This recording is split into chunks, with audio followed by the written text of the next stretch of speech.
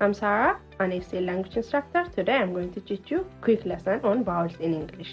ዛሬ አምስቱ አናባቢ ድምጾችን A, E, I, O, U እና መቼ እንደምንጠቀማቸው እንማራለን። አናባቢ A ፊደል A ሁለት የተለያዩ ድምጾች አሉት። ረጅም ድምጽ A እንደ ኔም ይህ ድምጽ A በመጨረሻ ሲኖር ወይም ተነባቢ ሲከተለው እና ሳይለንት E መጨረሻ ሲኖር እንጠቀመዋለን። አጭር ድምጽ A እንደ ካት ይህ ድምጽ አጭር ቃላት ሆኖ በቀላል ተነባቢዎች ለሚያበቁ ቃላት እንጠቀመዋለን። ለምሳሌ ኔም በተነባቢ የሚያበቃ ቃል ስለሆነ ረጅም ድምጽ ይጠቀማል። ካት አጭር ቃል ስለሆነ አጭር ድምጽ ይጠቀማል። አናባቢ E ፊደል ኢም ሁለት የተለያዩ ድምጾች አሉት።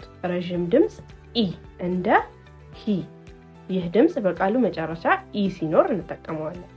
አጭር ድምጽ A እንደ ሬድ ይህ ድምጽ ለአጭር ወይም በአንድ ተነባቢ ለሚያበቁ ቃላቶች እንጠቀመዋለን።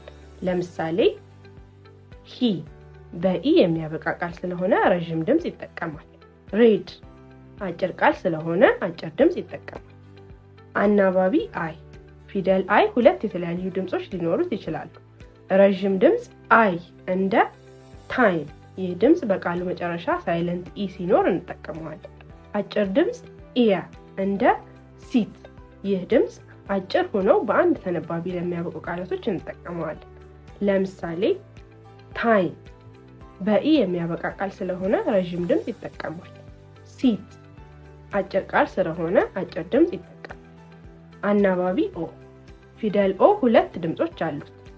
ረጅም ድምጽ ኦ እንደ ጎ ይህ ድምጽ በኦ ወይም በሳይለንት ኢ የሚያበቁ ቃላት ሲኖሩ እንጠቀማለን። አጭር ድምጽ ኦአ እንደ ሃት ይህ ድምጽ አጭር ሆኖ በአንድ ተነባቢ ለሚያበቁ ቃላቶች እንጠቀመዋለን። ለምሳሌ ጎ በኦ የሚያበቃ ቃል ረጅም ስለሆነ ረጅም ድምጽ ይጠቀማል።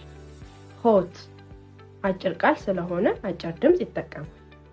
አናባቢ ዩ በመጨረሻ ፊደል ዩ ረጅም ድምጽ ዩ እንደ ዩዝ ይህ ድምጽ ቃሉ በዩ ሲጀምርና በአናባቢ ፊደል ወይም በሳይለንት ኢ ሲያበቃ እንጠቀመዋለን።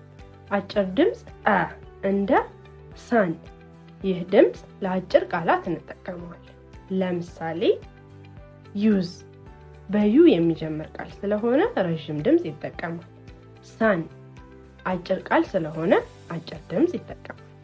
To see more helpful content like this, visit the other resources we have for you. Thank you for learning with us. See you in the next lesson.